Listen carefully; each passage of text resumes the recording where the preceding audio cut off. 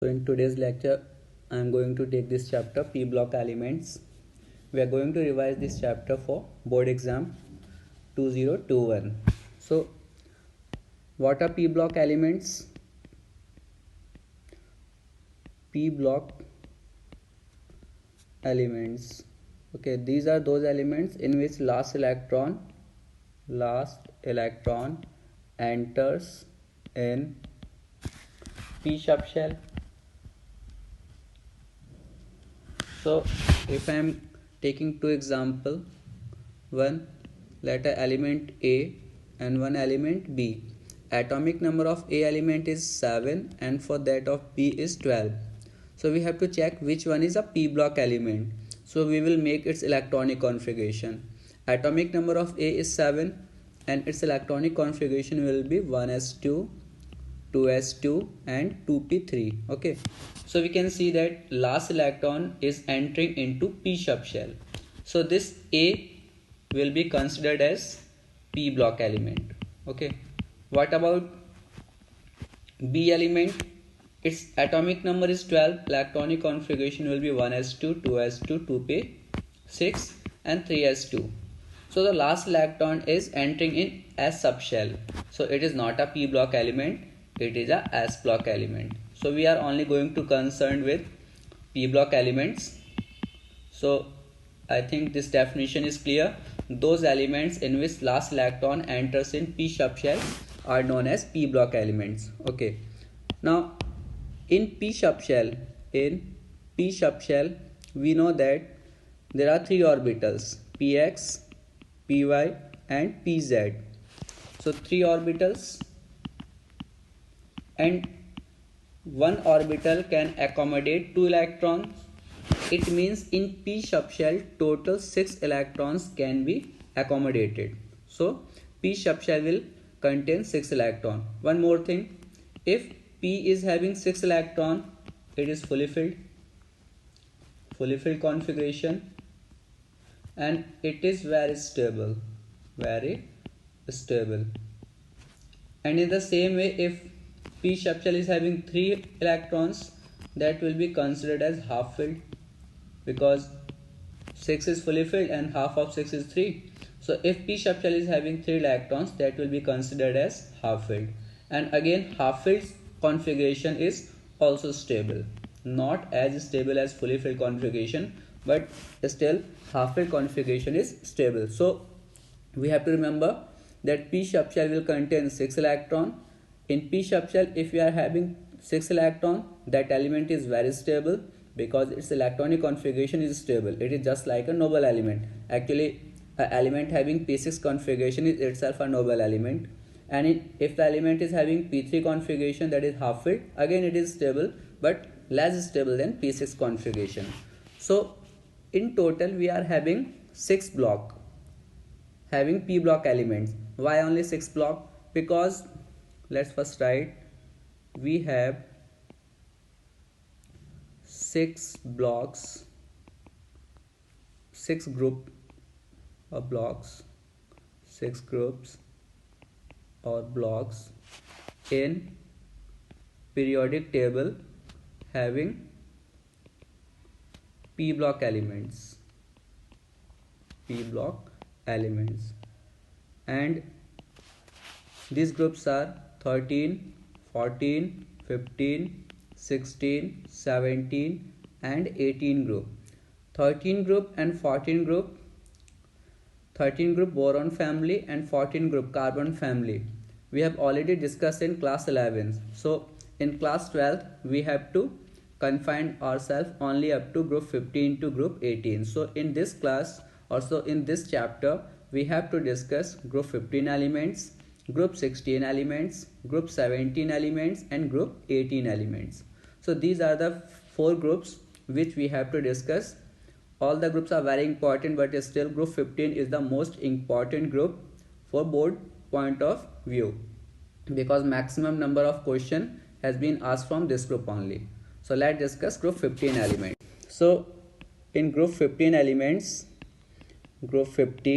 elements, we have nitrogen, phosphorus, arsenic, antimony and bismuth.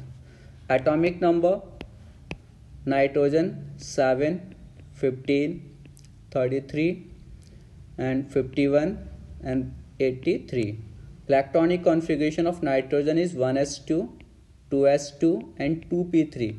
So for that of phosphorus, only this last configuration we will write. For other elements also we will write only the valence shell configuration. So in case of phosphorus we will have valence configuration as 3s2, 3p3. Okay, other thing will be same. Similarly, in case of arsenic we will have 4s2, 4p3. Remember, we are writing only the outer electronic configuration. For antimony we will have 5s2, 5p3. Only principal quantum number is changing. And for bismuth we will have 6s2, 6p3 configuration. So just by looking the configuration, p3 configuration, each element of 15 group is having p3 configuration. You can write its general electronic configuration as ns2. Each element is having 2 electron in s subshell and the p subshell is having 3 electrons. So you can write the electronic configuration general as ns2 and p3. And we can see that p is having half-filled configuration. So these elements are stable. The stable electronic configuration, all the elements are having stable electronic configuration. So first we are discussing oxidation state.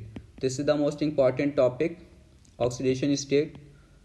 So what is the oxidation state of these elements?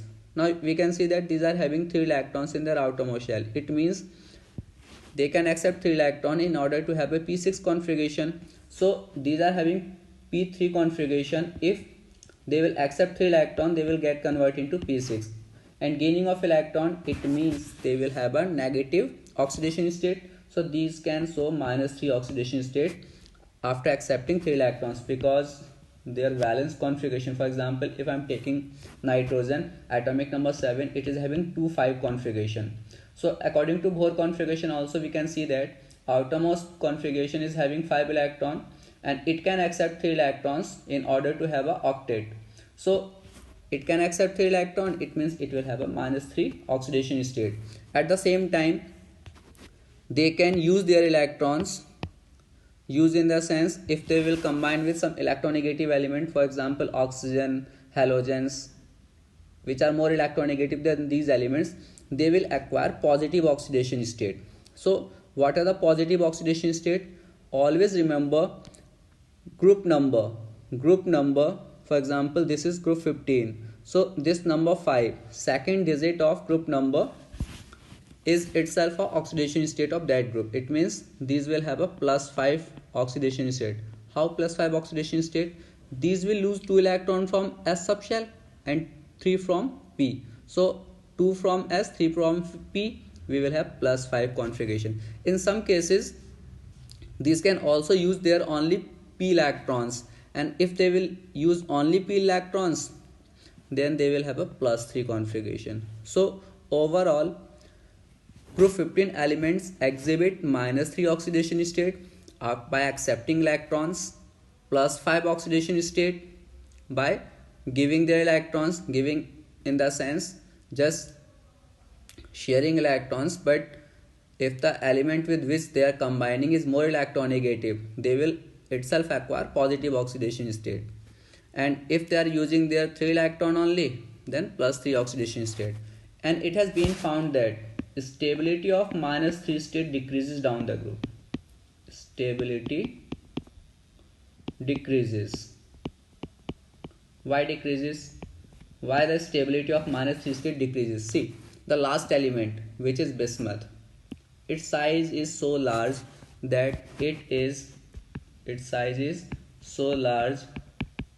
that it exhibit metallic behavior. Okay, and if it is having a metallic behavior, it cannot accept electron, it cannot gain electron, although it is having p3 configuration, but due to the size factor it cannot accept electron. It means it cannot exhibit -3 state. Always remember, bismuth will not exhibit -3 oxidation state, or if it will exhibit, that will be very unstable. So stability of -3 state decreases down the group due to increase in atomic size. Due to increase in atomic size, because increase in atomic size will leads to metallic character, and metal never lose electron, or metal never have a negative state due to increase in atomic size. Similarly, the stability of +5 state will also decrease. +5 state stability will also decrease. Now what is the reason behind decreasing the stability of +5 state? Now this is due to the inert pair effect. Due to inert pair effect, and this effect is the most important effect of p block elements, and you will find at least one question related to this effect in board exam due to inert pair effect. So let's discuss what is this inert pair effect. And one more thing, this inert pair effect is mainly pronounced in this bismuth, means this is exhibited by, this effect is exhibited by only bismuth. And you will see this, that last element of each and every group, last element of each, at least up to group 16, this inert pair effect started from group 13, then 14. Now you will see in group 15 that we have to discuss, and also in group 16. Okay, so up to group 16 this effect is important. So let's discuss what is this inert pair effect. So inert pair effect is mainly found in bismuth, and due to this inert pair effect, bismuth exhibit only +3 oxidation state, and +5 state of bismuth is unstable. Why unstable? Due to inert pair effect. Unstable due to inert pair effect. Now, I can't discuss this inert pair effect in detail because it is a separate topic, but let's discuss this in very brief. Now, due to inert pair effect, this inert pair effect, due to inert pair effect, it has been found that in inert pair effect, outermost s orbital electron, only s orbital electron. In an inert pair effect, outermost electron, s orbital electron, becomes inert. Becomes inert means they will not participate in bond formation, or they will not participate in any bonding. Okay, electron becomes inert and not participate in bond formation. But the question is why this is happening. Why these s electrons of bismuth are not participating in bond formation? Why only p electrons are participating in bond formation? Now, answer behind this is, in case of bismuth, we can see that 6s orbital is fully filled. Okay, what is meant by this? If 6s orbital is fully filled, it means 3d orbitals are filled, 4d orbitals are filled, and 5d orbitals are filled. At the same time, 4f orbitals are also filled. So these 3d, 4d, 5d and 4f orbitals, they are contributing how many electrons? 10, 10, 20, 30 and 44 electrons, and at the same time 44 protons will enter in the nucleus. Now what will happen? Due to increase in this 44 protons in nucleus, nuclear charge will increase, and this nuclear charge, when this will propagate from nucleus of bismuth and it will move forward, these 3d, 4d, 5d, 4f electrons have very poor shielding power. always remember the shielding power or screening power. Screening or shielding power is to obstruct the nuclear force. So the nuclear force is not screened by 3d, 4d and 5d and 4f orbital electrons, and due to the poor shielding power of this d and f orbital electron, this nuclear force of attraction will be directly experienced by 6s orbital electrons, and these two electrons will be directly in contact with nucleus. Now nucleus will not allow these two electrons to participate in bond formation, and the only possibility left is this bismuth can use its p3 electrons. So the property of inert pair effect is only found in last element, because in last element only d and f orbitals are filled and they have very poor shielding power. Okay, we can write here poor shielding power. So this poor shielding power of these orbitals allow this nuclear force of attraction to directly hold this 6 orbital electrons, and these two electrons now cannot participate in bond formation, and that's why bismuth can use only its p3 electrons. So this is the reason behind this inert pair effect. So in inert pair effect, outermost s orbital electrons become inert and not participate in bond formation, and this is due to poor shielding power of d and f orbital electrons. It means bismuth in +5 state. Actually bismuth +5 state is very unstable, but many times question have been asked in board exam that bismuth +5 acts as strong oxidizing agent. Why? Now see, bismuth is in +5 state, and we know that +5 state of bismuth is unstable due to inert pair effect. So bismuth +5 will always try to convert into a stable state, and bismuth +5 is not stable. Its stable state is +3. Now in order to get convert into +3 state from +5 state, it will gain 2 electron. So bismuth gain 2 electron to get convert into +3 state from +5 state, and reduction occurs,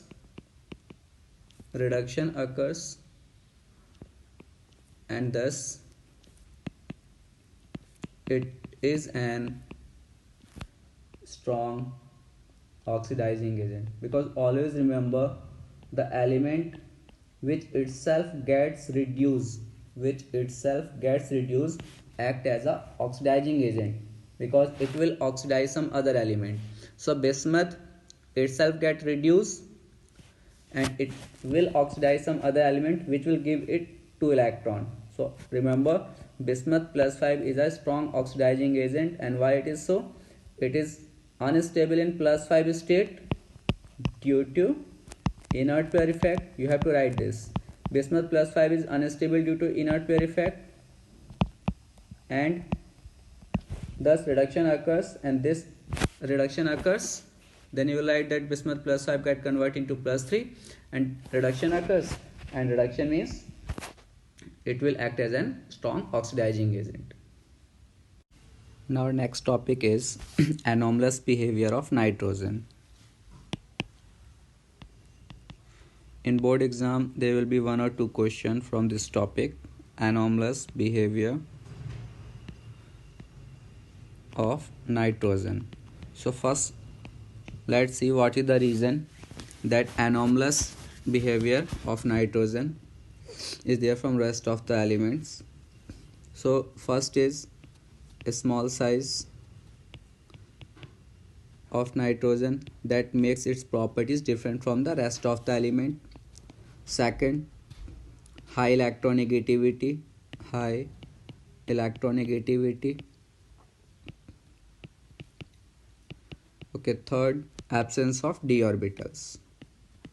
So these are the three properties, or these are the three reason due to which properties of nitrogen is different from the rest of the element, and which is known as anomalous behavior of nitrogen, absence of d orbitals.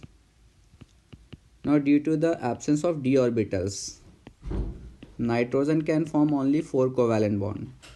Nitrogen can form only 4 covalent bond, and that is known as covalency. So you have to remember, maximum covalency of nitrogen is 4.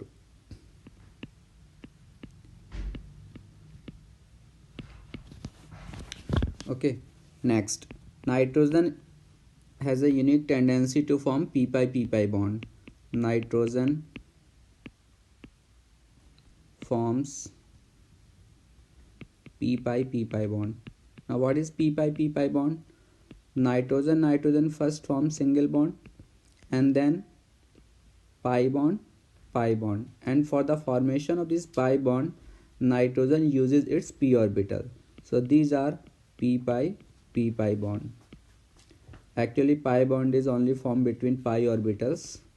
Okay, so nitrogen has this unique tendency to form p-pi bond, which is not found in other element of this group. And due to this triple bond, nitrogen is inert at room temperature. So it is an important question that why nitrogen is inert at room temperature. RT means room temperature. So nitrogen is considered as inert gas at room temperature because of the presence of this triple bond. Due to the presence of triple bond between two nitrogen atom,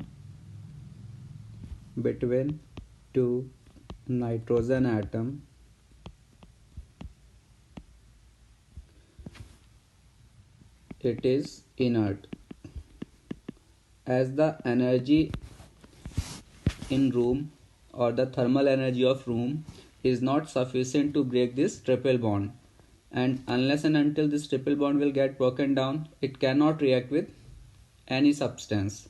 So it is inert due to the presence of triple bond between two nitrogen atom.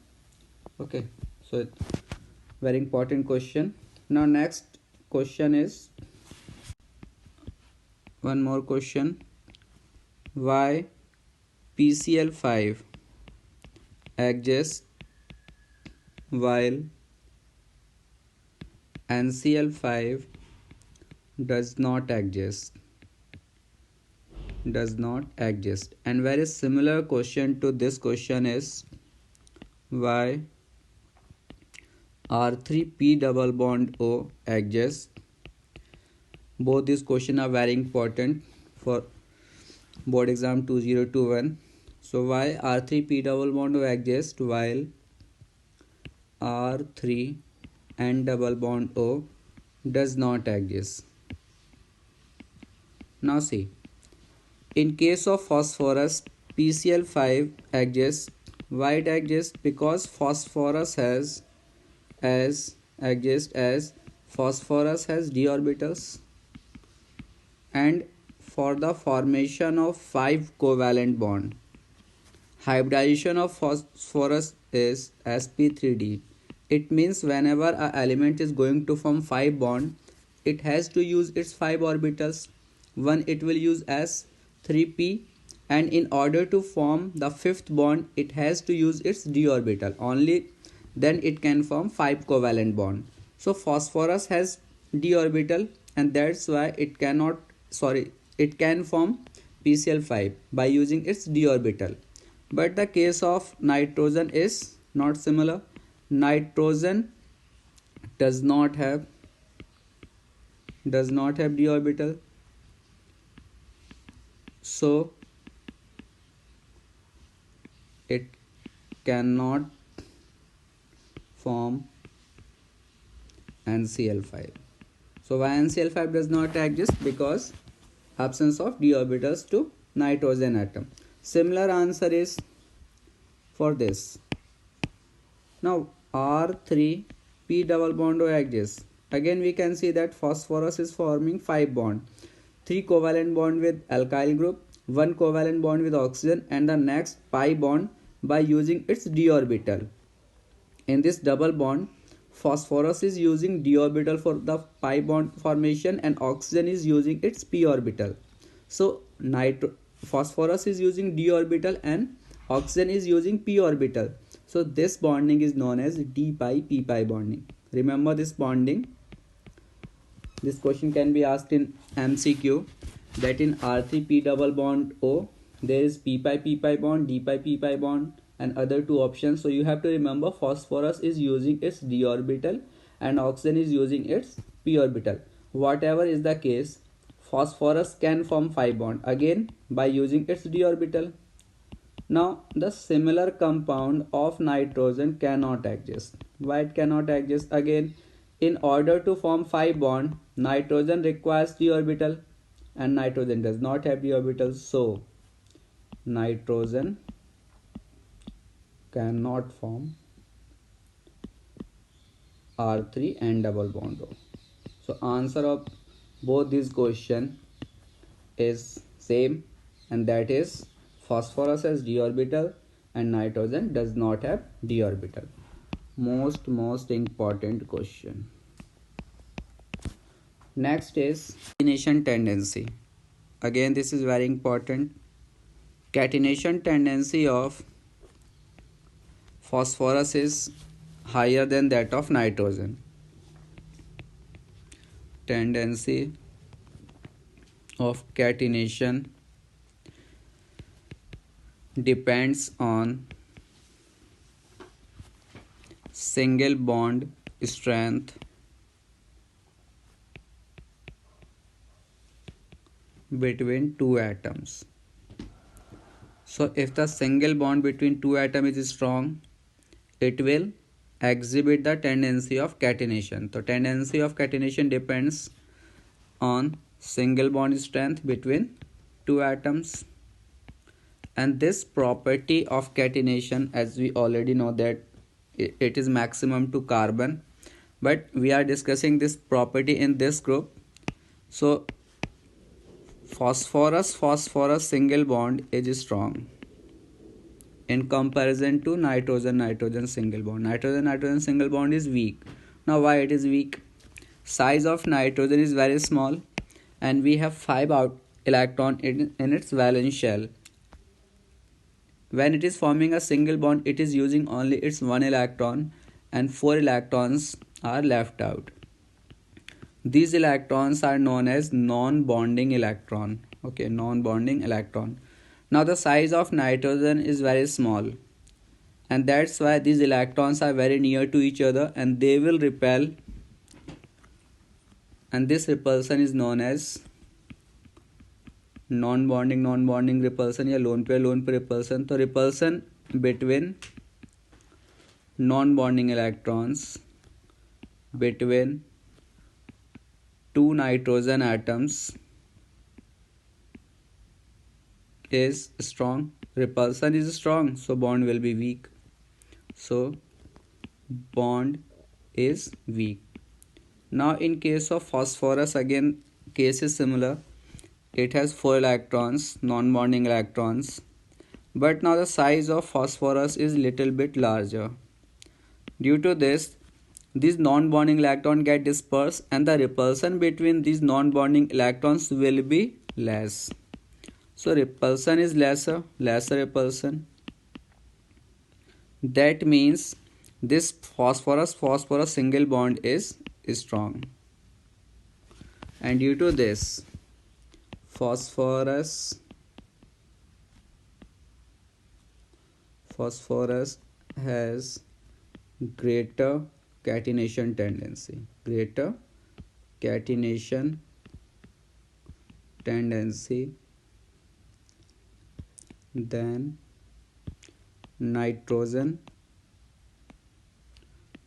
due to its stronger phosphorus single bond.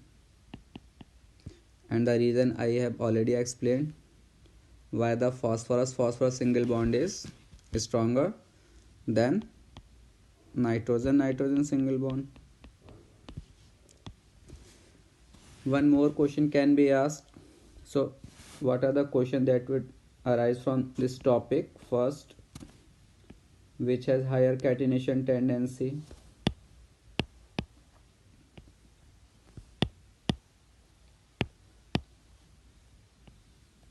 Which has higher catenation tendency?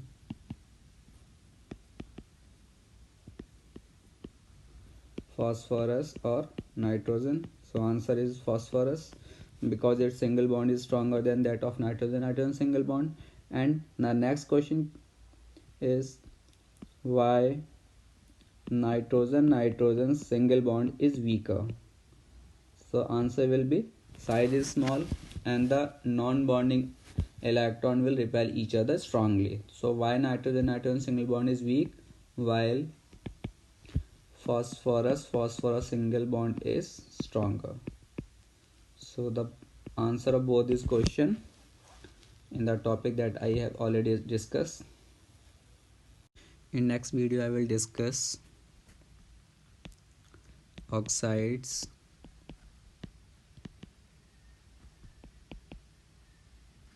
hydrides, halides, and reactivity of these elements with metals.